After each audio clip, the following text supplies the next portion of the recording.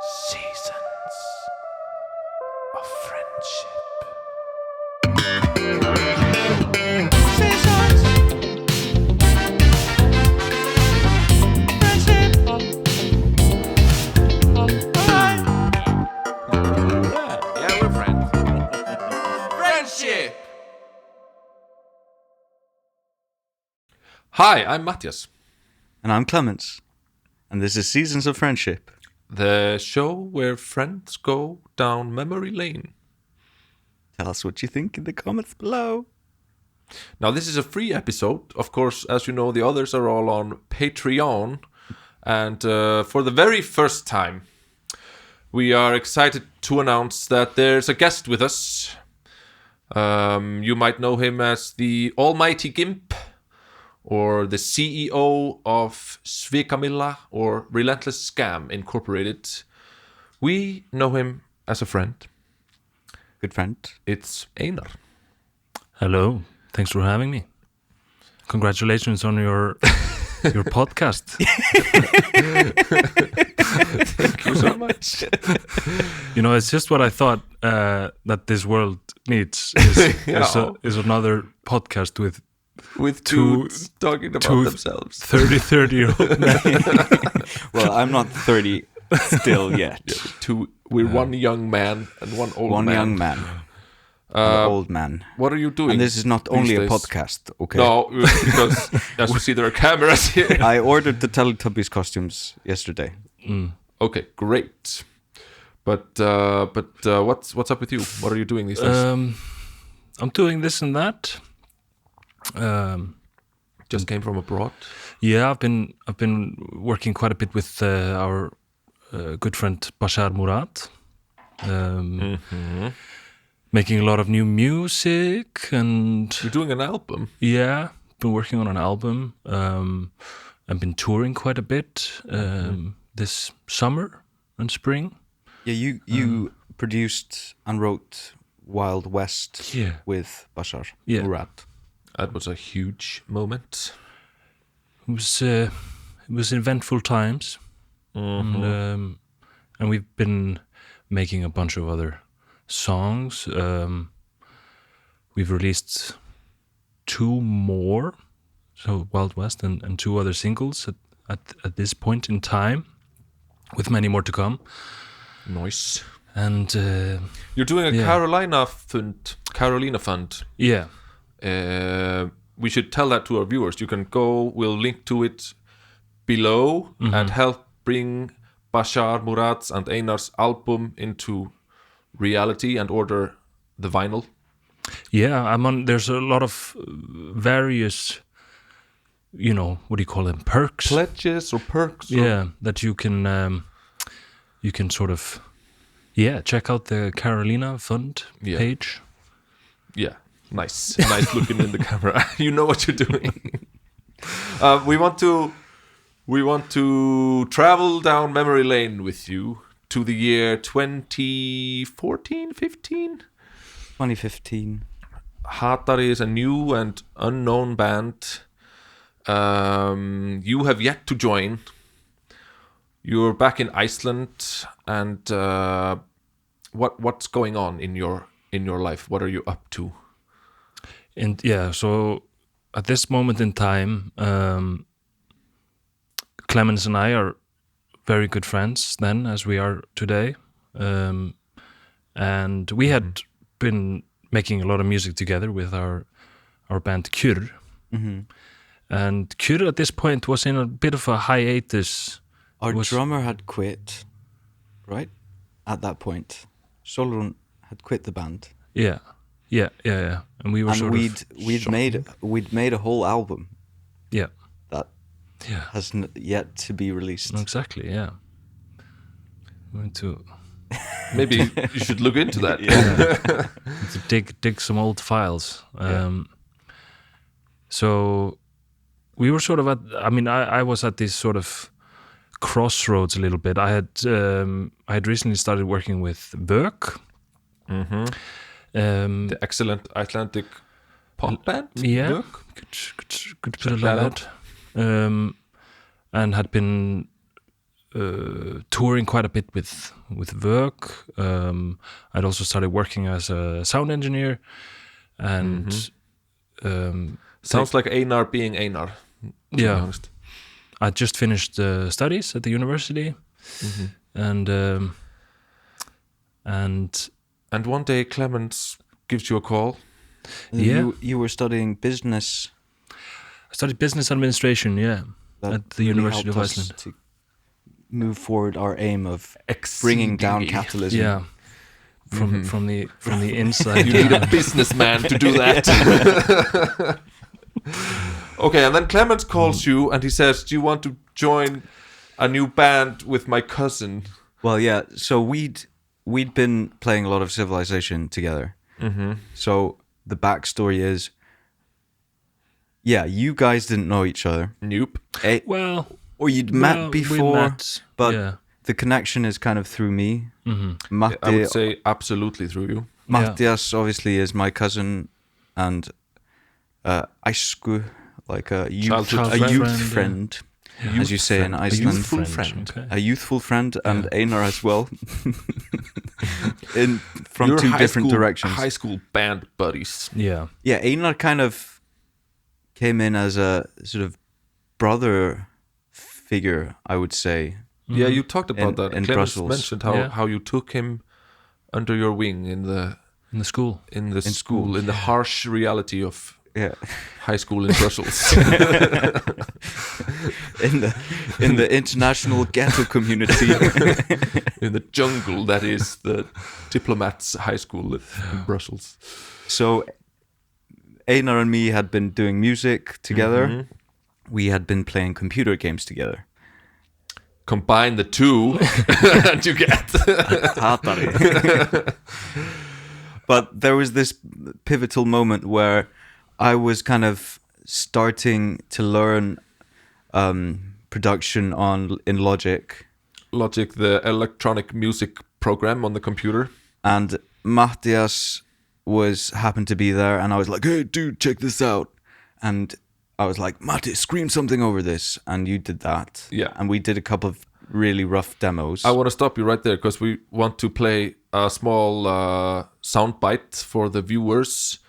And it's from one of the very first of these demos. And before you joined, Einar. And then I want to ask you how you felt hearing Hatari for the first time. Clemens, if you would do the honors of playing the song. It is called Þamba drullu. Yeah, so Leðjar samfélagsins lekur yfir tærnar þínar.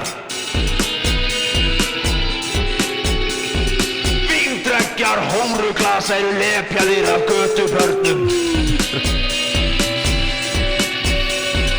Hatursmenn allra landa sameinast undir einum hatti.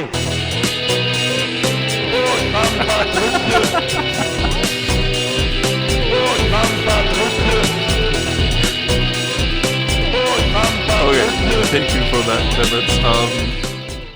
Those of you who are on the Patreon page can keep a watchful eye there because we will upload the whole sound clip. So this was the first ever Hatari song, and what we pitched to you. What went through your head listening to this kind of thing? I thought always up for a challenge. No, I mean, well, I remember us being so excited over this, and you also coming in and being really excited. I mean, I thought there was something new and refreshing in this. You know what you showed me. I remember you showed me this, and I think you had a very early version of X. Dans at Day. Oh, we did have X. No, yeah, Dans at Day. I remember we were in the basement. I think we'd been smoking some. Don't say that on camera. Don't say that. Smoking some before my sober days. Substances. Before my sober days, and Haffi was in the basement with us. Siston? Nej. Haffi from Amsterdam. Yeah. And Frikki. And we were like, and I'd shown you this, and we were like both, "Oh, dude, show half of this. And that was Dansa Day. Right.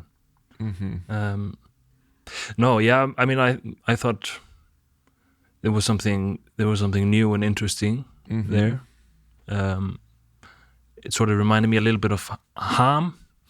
Right. You know, like your vocals at that point, and then I feel they developed into something that, you know, was not so liking to Ham. My vocals. Yeah, because they're like, totally, you know, instinctual at that point. I have no training. I'd never sung like this. So yeah, that's one of the many things that has changed a lot since then. Yeah, for sure. But like, what piqued your interest, or what doubts did you have hearing this kind of very raw, albeit interesting, footage? I guess I could sort of feel like the potential in this and becoming, and I thought you know, from quite early on you had quite like clever ideas about like never releasing music. Like it was supposed to be. Was it? Maybe that's something. But it's like it's kind of forcing people to show up. Yeah. You know, and I thought that was really refreshing in a time where, you know, music has become so accessible. Yeah. And then it's like you sort of just flip that on its head, sort of. You know? Yeah, I remember we didn't release anything for like we'd played, and we weren't on any social media or like. Yeah, we were very strict about that. No online presence, no nothing, no interviews. It kind of worked too, because people started to show up and even know some of the songs, and so that went as far as it went. But then came this idea to enter the Eurovision Song Contest. Yeah. What you know, what did you feel? You know, Eurovision is one thing, Hatari was quite another. What did you see? What potential did you see? Was there a fit there? Yeah, for sure. Like, I mean, it was sort of like also, you know, we had the rule of disappointing fans. Yeah, that was surprising them, doing the unexpected. Yeah. And at that point, before we applied to participate in the national competition here in Iceland, then we had this kind of underground status, like hype with the cool kids, with the hipsters, and that all went. And that that went our whole business model all went south, and completely changed also the kind of our interaction with, you know, we were forced on camera and to appear. Yeah, it was a very like dramatic shift in all of a sudden having to do a lot of interviews, which we sucked at first. I remember. Well, yeah, and also that also had never been, you know, like part of there hadn't been a lot of interviews. I feel like. No, we'd never taken. Right. We always all interviews we had scripted, and it was through like a spokesperson. Yeah. Yeah. Oh yeah, it was always that. Yeah. Sort of becoming this untouchables. Like, we became very much touchable somehow. Almost like public property, like because all these contestants in this contest, in this, you know, state-run song competition, they're like, everyone has an opinion about them. Everyone feels able to, you know, know what they're thinking.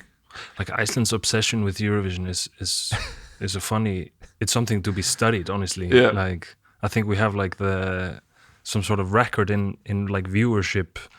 Everyone has an opinion. Yeah. Everyone's tuning in. Yeah. It's like a 95% watch rate. Watch rate. Yeah. It's something ridiculous like that, yeah. Yeah. What do you think changed for Hatari, like artistically and on stage? Just like making a song knowing that it was going to be in Eurovision, the stage performance knowing that it was going to be in Eurovision, your role on stage. Yeah, I mean, I feel like we were able to not really have to break the mold too much in terms of what, like artistically. I mean, it wasn't like we were like, okay, now we're making this sort of songs. Do you know what I mean? Like, Yeah. I feel like we could just take this project and you know, sort of just put it in that setting. Yeah.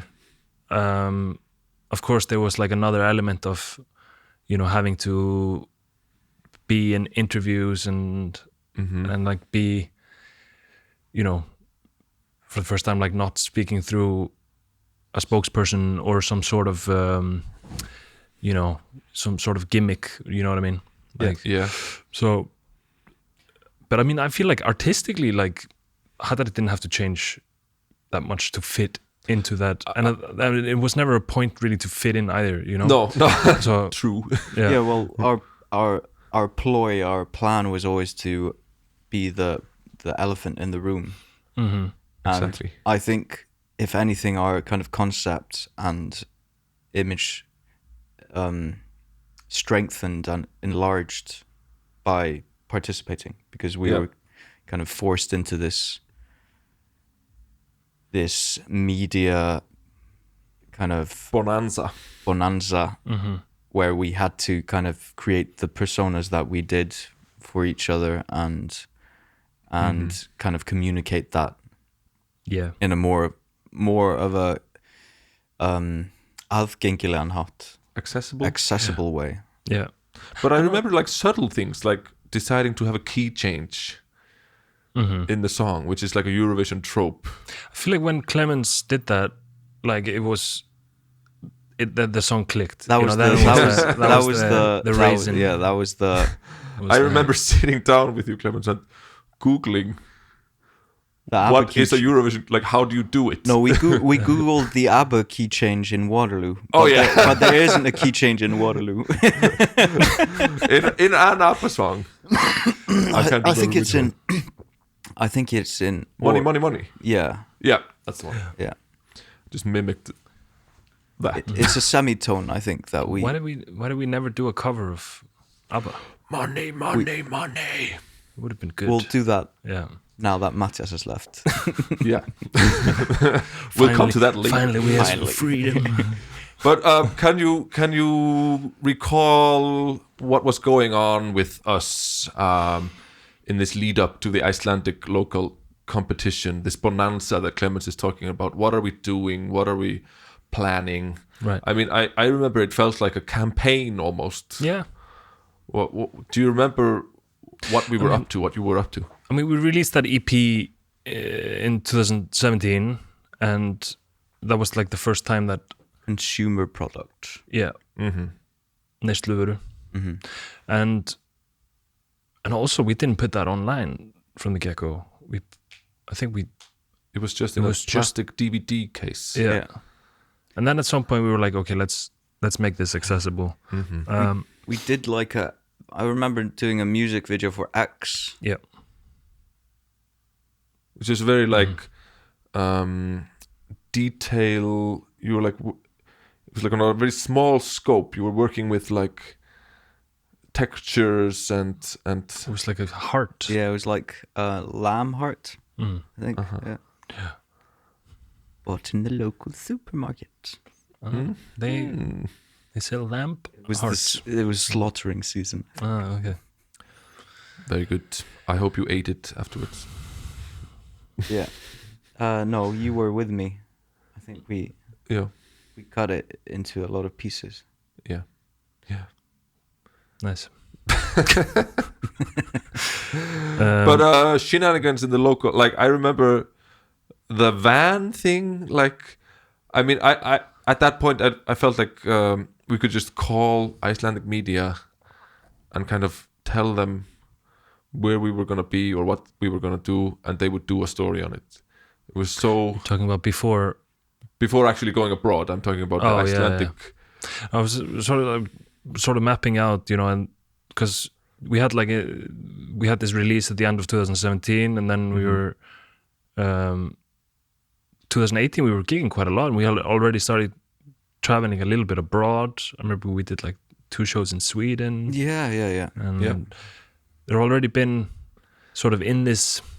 We were starting to see the great world outside Iceland a little bit. Yeah. And then we do a final show. Yeah. Oh yeah. Which was a lie. Yeah. But that was our first kind of move in introducing this next stage. The next stage, the Now phase 2 of this was participating in Eurovision. Yes. It's the easiest show I've ever had to promote. Yeah. Like we sold it out like it was like in same day or something. Yeah. It's like, do you feel like, looking back, was it unethical to say it was the last one? No. It's a great market ploy. I mean, do they teach that stuff in business school? I mean, I think people had a great time. Yeah. And true. It's not like the ticket sales were very expensive. And I think people got their money's worth. And in a way, it was the last one, because what came after was a whole other shenanigan. Yeah. So it was. You could say a grain of truth. There was a truth in there. And then we did that. Interview where we were wearing like white, kind of turtleneck shirts with 2 white dogs. Yeah. My family's dog, on my dad's side of the family. And then we borrowed the neighbor's dog as well. And we got Haukon, my friend, to be the interviewer. This was the start of Iceland music news. Yeah. And what were we saying again in that interview? That we were just going to be among family and friends. Oh, yeah. We were going to destroy capitalism from within the home with a smile on our faces. Mm-hmm. Yeah. Mm-hmm. So that was nice. Yeah. I mean, at this point, we know that we've been accepted into Söngvakeppnin. Yeah.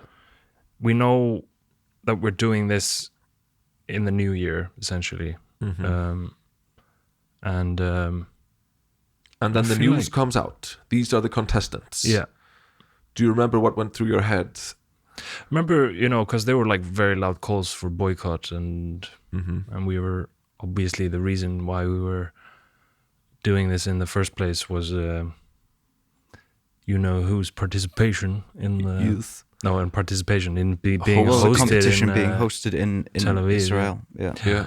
And because that's the moment. Like, I remember sitting on my on the couch of my parents-in-law, like watching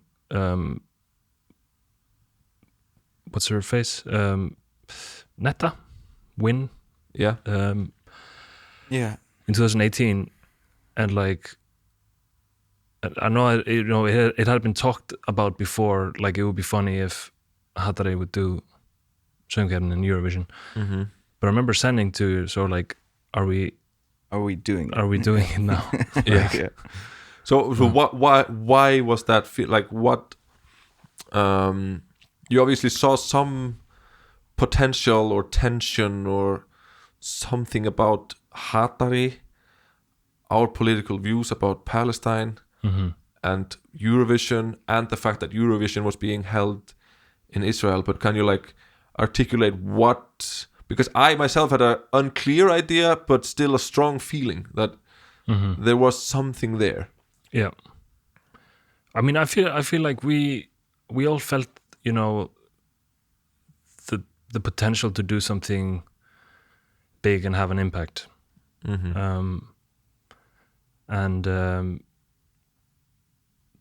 I mean, also doing it just in this way, I mean, it's sort of, I don't know, like, I think we all felt like our heart was in the right place, and we could, definitely. And I mean, that was our compass the whole time, I feel. Yeah. Like, even though we didn't know what the end result would be, we knew why we were going in the direction that we were going. Yeah. Definitely. Yeah. And I mean, we'll talk more about Israel and Palestine, but just comparing it to today, like, I remember certain words we used were considered very strong and very kind of threatening. Like, we said apartheid to describe what we saw and what we felt was going on, and that was like a big no-no, a big hush-hush. But now, with Gaza, much stronger words are being used. Words that we would have sounded genocide. We would have sounded, I don't know, like we were exaggerating or being a bit, I don't know. We wouldn't have been taken seriously if we would have said genocide at the time we were there. But now the international court is using that to describe, it's just the way it's described now. So, like, the situation has gotten so much worse, as we know. Yeah. But it was horrible at that point as well. It's just not as recognized. Yeah. And we were saying words that would today be considered understatements, but they were thought to be overblown by the people around us. Yeah. Which seems strange in retrospect. Yeah, looking back, yeah. Yeah. Okay, we're still in Iceland. It's the night of the final of the local Icelandic competition. How do you feel about the tension that is building up? What's going through your mind? What are you feeling? What are the stakes, really? The stakes are, I feel, a lot of people had sort of like turned their backs on us, like close friends. Close friends, yeah. And I mean, all of a sudden we had this,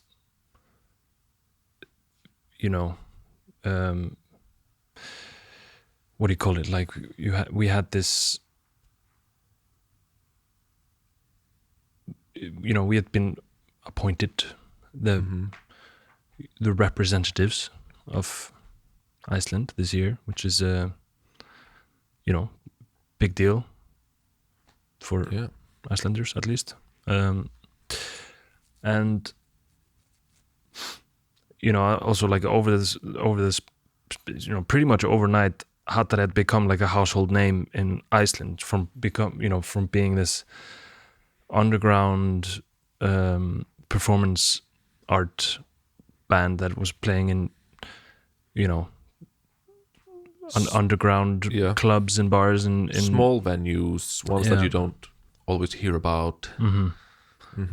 Into being sort of thrown into the spotlight. I remember it also just becoming very concrete and real. Because we had so far before that point, obviously we'd come in with this message of making awareness of the situation in Palestine, but we'd been concentrating on winning the national finals. Yeah, the local thing. The local thing. So that had been the kind of the it was the nearest, like, the focus. Yeah. So when we actually won, it became so much more real. Yeah. It's like having tunnel vision and then arriving out of the tunnel. Yeah. And it's a whole other spectrum of stuff you have to deal with. And the group was quite conflicted at that time, I felt, as well, right? Yeah, I mean, I felt conflicted a lot of times throughout. Yeah. I think of all the people who were steering this ship, Clemens, I felt you had the clearest compass somehow. Because I would swing from north to south, in my inner compass, from time to time at least. But you would kind of get us back on track, and I think that paid off. Yeah, well, we did it. We did it. We did it. And you were talking about winning the whole thing. I think I just wanted to win Eurovision because that was the biggest way to have people's attention, spread the message. Yeah. I think, exactly. Yeah. We assembled the team. We met with the public broadcaster people. We all went out. Einar, what's going on in your mind as we take the flight to Tel Aviv, or during those early days in Tel Aviv? I mean, I think there was it was just like there was so much to do. Yeah, there was barely any time to sort of like really stop and like take it in. You know what I mean? Yeah. It was sort of like we were just on a mission. Yeah. And we were doing a lot of things. I mean, having these incredibly long days, and sort of navigating this project and this team through this a lot of late night, team meetings at the hotel. Yeah. And doing this like documentary on top of everything as well. And, like, yeah. I mean, it was an intense time, It was a super intense time. Yeah. Like, we were at it. And, I didn't know this about Eurovision going out, but it's a whole period. It's like 2 weeks or 3 weeks or something that we're there before there is a competition, before Eurovision has begun. Yeah. And that's something Eurovision fans, of course, know. They're there, they're enjoying it. But we were kind of strangers in a new playing field. Learning a lot on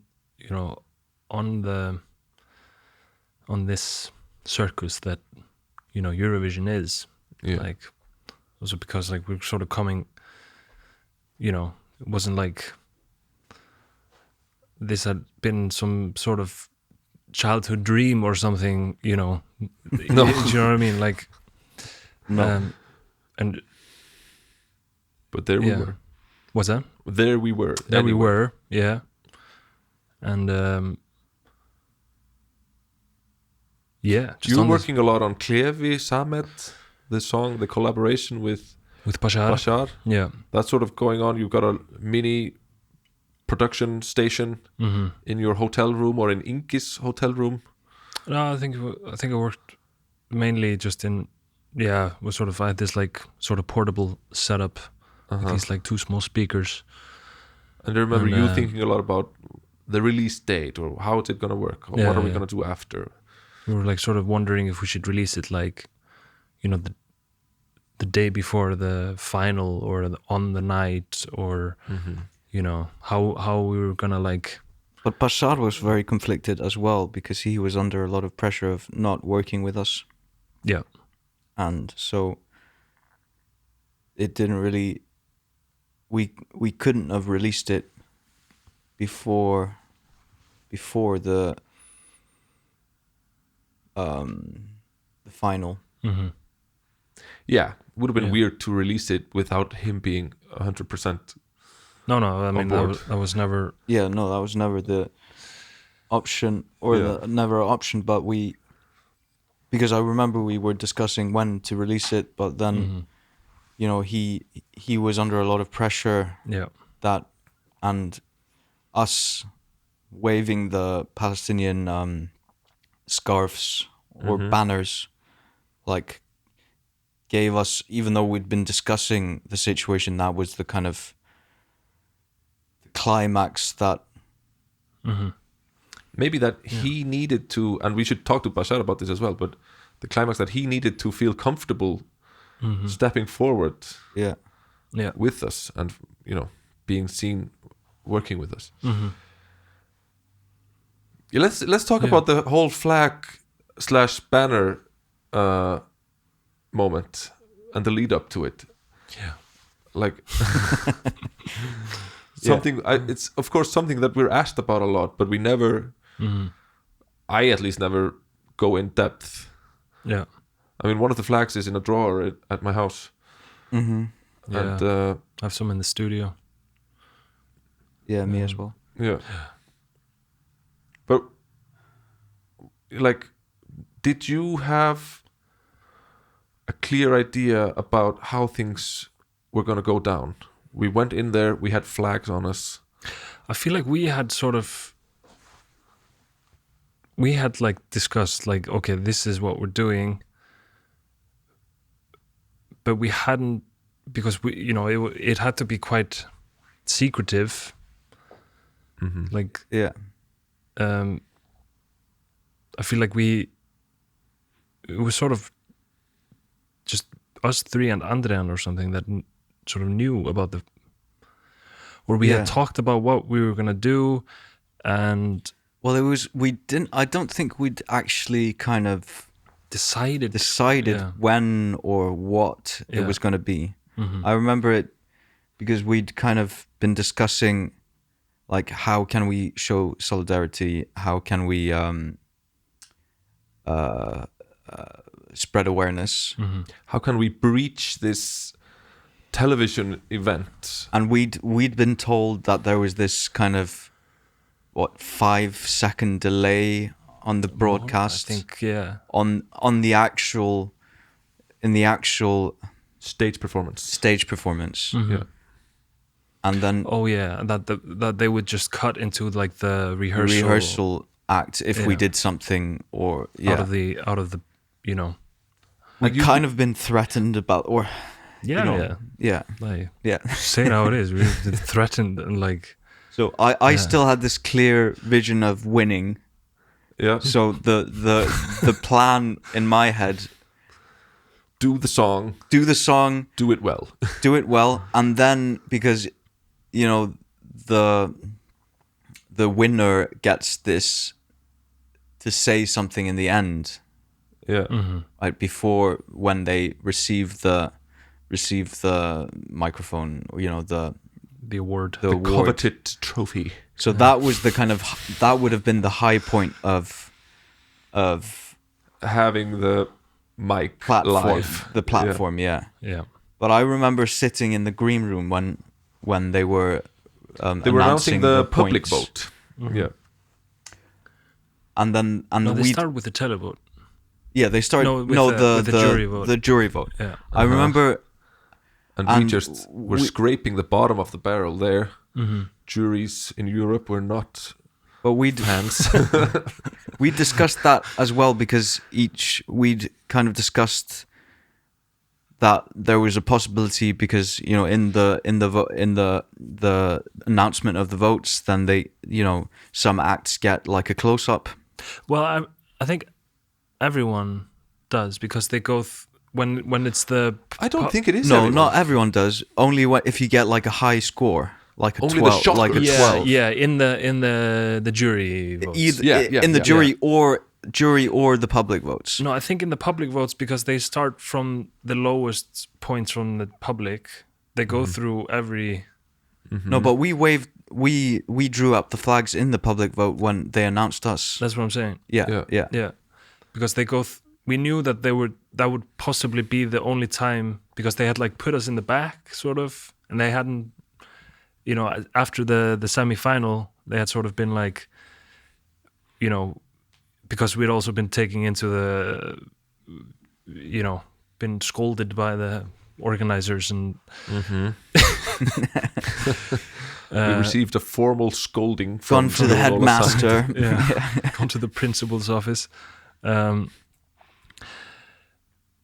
Like they were purposely like sort of trying to keep us in the dark a little bit, like in the shadows. Yeah. And just, nudging us to the side, just where it's more comfortable. But wasn't it? I remember. I think because I was like, after the judges, the votes from the judges were announced, and obviously we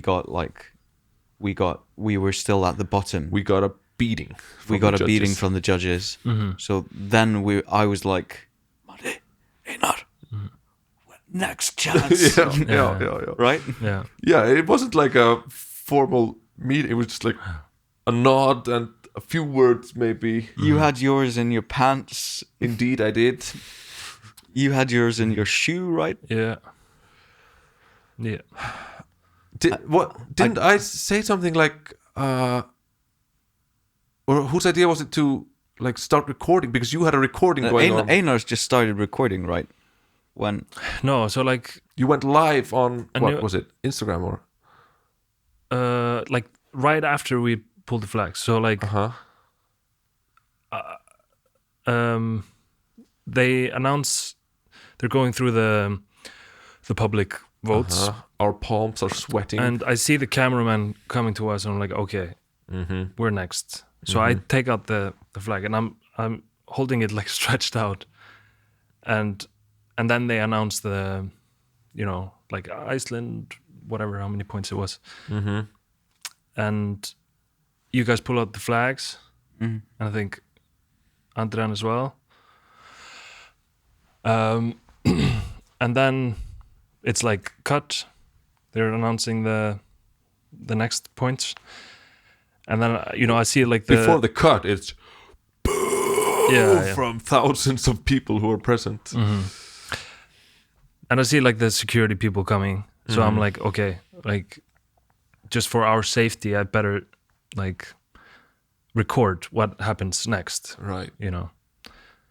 So that was just the thought process. It wasn't like some plan to go live or something. But, but I'm kind of glad you did.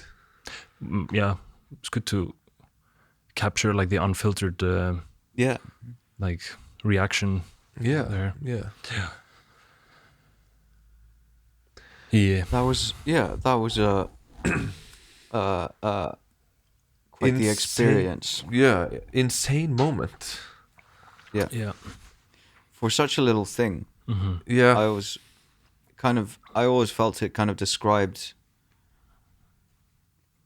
the tension in the atmosphere. In the atmosphere, just waving a national flag of some country, creating that kind of response is kind of shows how insane it is. Yeah, how insane it is to be a Palestinian within Israel. And this tension in the air that was constantly, we felt it the whole time, I think. Yeah. And I remember just kind of time passing in a weird way. Soonish afterwards, we were in the green room. The winner had been announced, and none of us were kind of paying attention to the contest anymore. We felt we felt anger in the air. I mean, I didn't even realize who won, honestly. Just like the focus totally shifted into another. I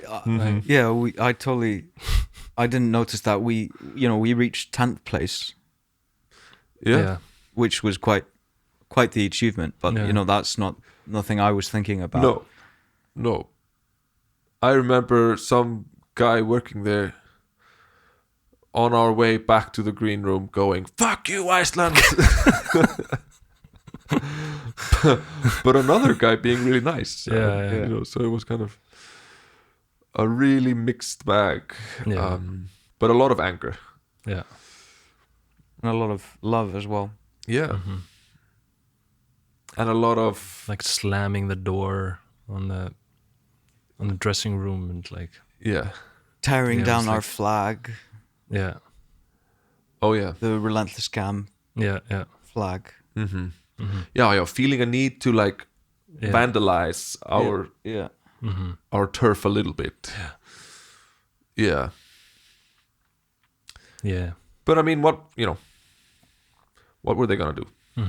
That was always our I mean, privilege somehow. Yeah, it's like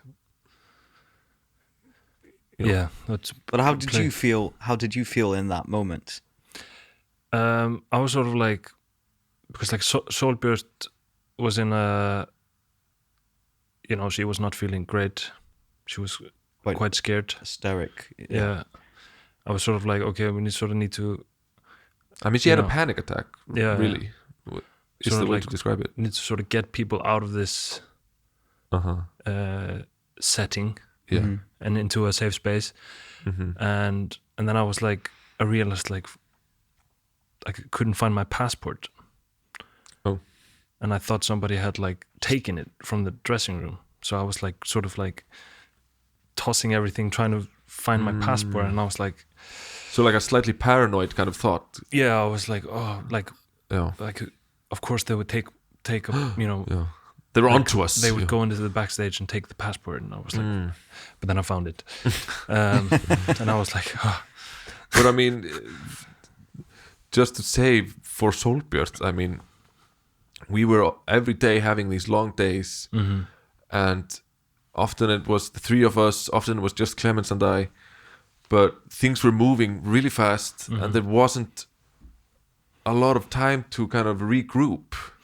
Is one of the things that I felt about these long days and so much stuff going on. And so this was no exception. You know, maybe we could have tried to have a team meeting. I don't really know when.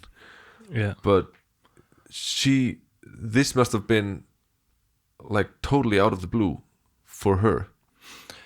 Yeah, I mean, maybe not quite like out of the blue, but like, I mean, she didn't know that, like, and I mean, we didn't even know that we were gonna do this, but like we had like sort of anticipated it, that this would be a possible moment, you know, and I think that was also, you know, for her it was like maybe a little bit of a breach of like, you know, why was I not informed? But then it's like, well, you know, this wasn't something that was, you know, planned 100%, you know, so it was like, but just had a flag in my pants just in case.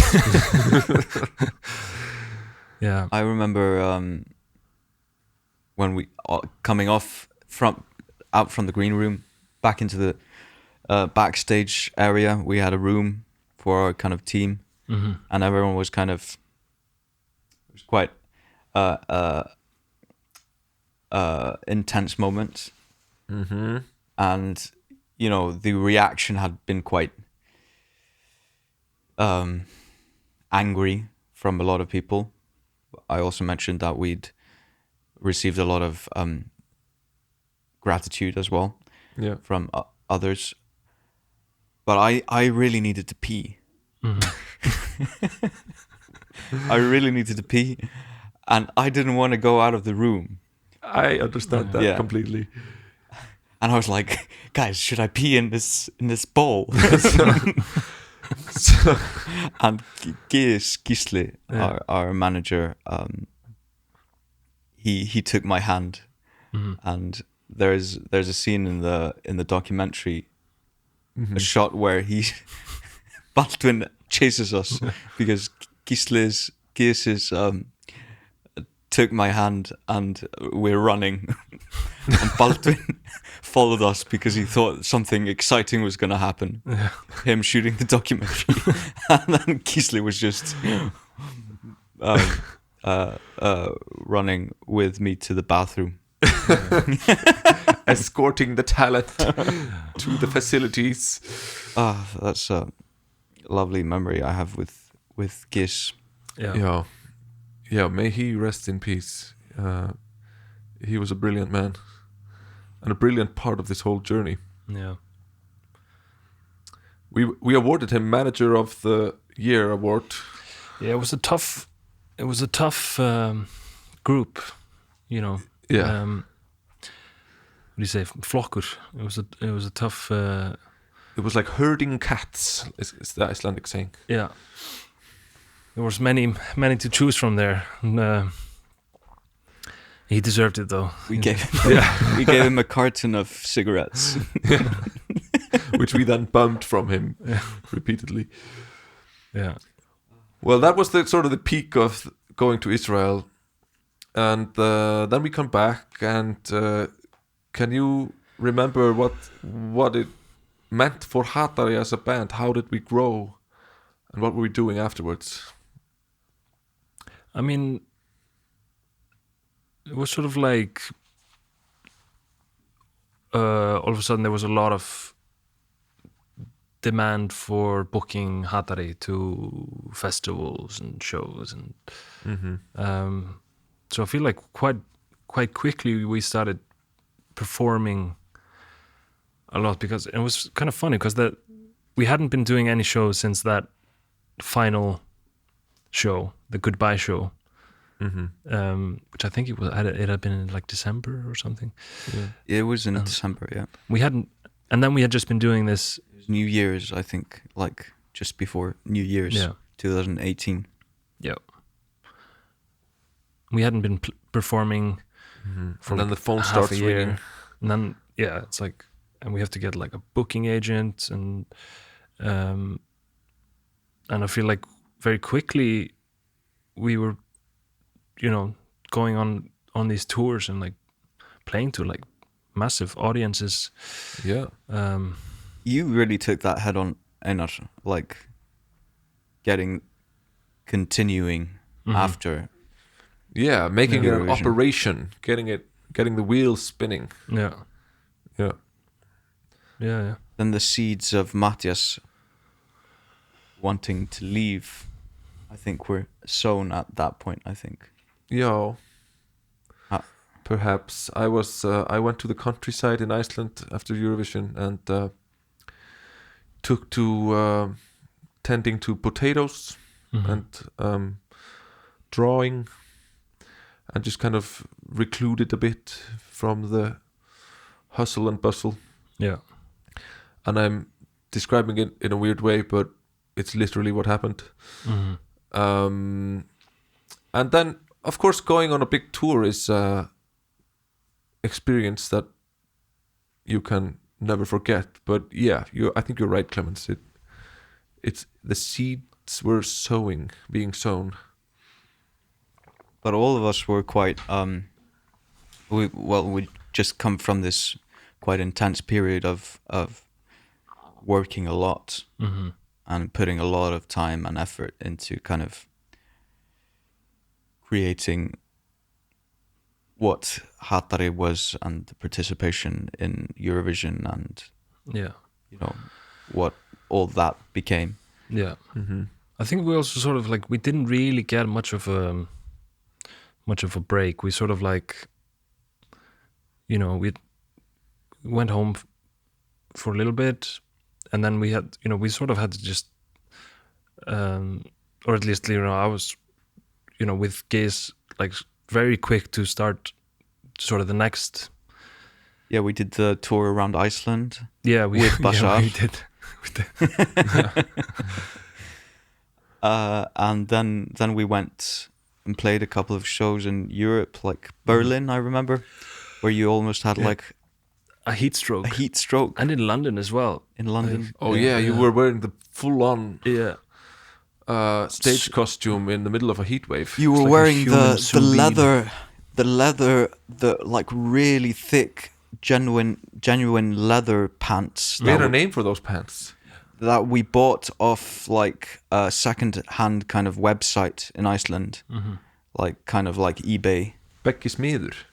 Hlynur smiður. Those were the pants. It was a carpenter that was selling these leather pants online, and we bought them, and you were wearing them. They were probably like, they were half a centimeter thick, and then you were wearing this leather.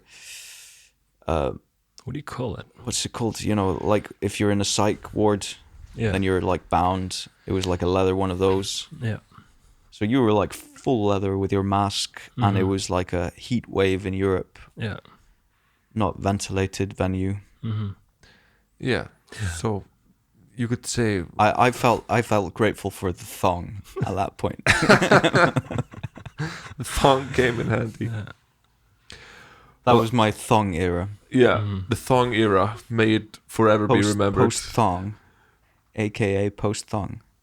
I feel like we've done a good job of like developing increasingly comfortable Hatari costumes. Yeah. I feel like out of necessity. Yeah. Yeah, our stage costume now is is hugely more convenient and comfortable. I look forward to seeing that as a member of the audience. Yeah. Fascinating stuff. Just to wrap things up, to look ahead for a bit. What's on the horizon for this brilliant project that we created together, that I myself am no longer a part of? Hatari. Where are you going with your comfortable new outfits? Clemens and I have been working on new stuff along with David. David Thor. The new legendary frontman. The equally legendary frontman, I would hope. That will outshine you. Just the exact amount of shine. The same level of shine. Not less shine, but not more shine either. Just He's 100% brightness on your phone. You were like 65%. 65. I thought you were going to say 85, but okay. No, equal amount of shine. Okay, but where's the project going? What are you doing? What's the music like? What do you plan to do? We don't want to reveal too much at this point. That's very Hatari. Now I know what it's like interviewing Hatari. Yeah. we must have been such pricks. And but David Thor is a huge capitalist. Yeah. He's the next Elon Musk. Wow. And we are going to take Hatari and bring it up to the next level. Sweet. If you can't destroy it, then you have to join it. Embrace it. Yeah. Nice. And since we've reaped our fortune on bringing down capitalism and been within the foundation, we've kind of realized it's not all bad. Okay, so you're embracing. Yes. You're in an accepting and embracing mood. Accepting, understanding, and this will be the next degree comes in handy. This is what Einar has been striving for from the beginning. This is what you wanted all along. I guess you can say that everything is going according to plan. Yes. Oh yeah. Phase 4, a new album on the way. Nice. You know I'm gonna get me that album with my own hard-earned money. Yes, you better. We're not giving it. Well, Einar, thank you so much for coming and talking to us. Thanks for having me. And to you at home, goodbye. Hello.